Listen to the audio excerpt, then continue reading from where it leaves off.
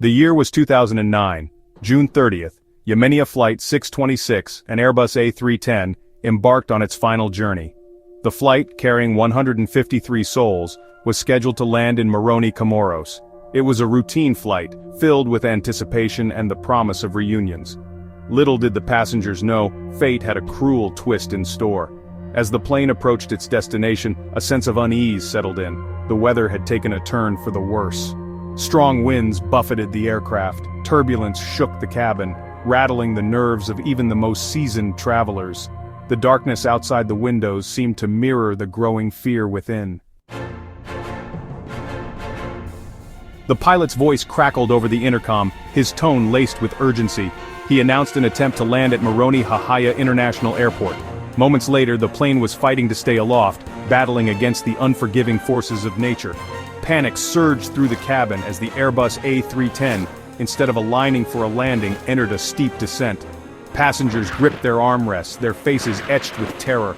The roar of the wind intensified, drowning out all other sounds. Then, the unimaginable happened. With a deafening crash, Yemenia Flight 626 slammed into the turbulent waters of the Indian Ocean. The impact tore the aircraft apart, scattering debris across the surface. The once familiar cabin transformed into a chaotic vortex of seawater and wreckage. Darkness enveloped everything.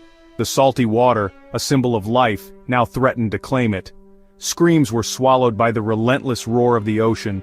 For most on board, the journey ended tragically that night. But for one young girl, the fight for survival had just begun. Section 4. A Glimmer in the Darkness.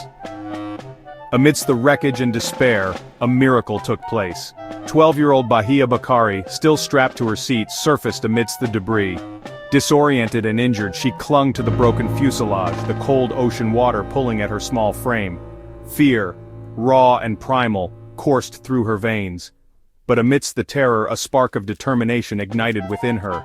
She had survived the crash. Now, she had to survive the ocean.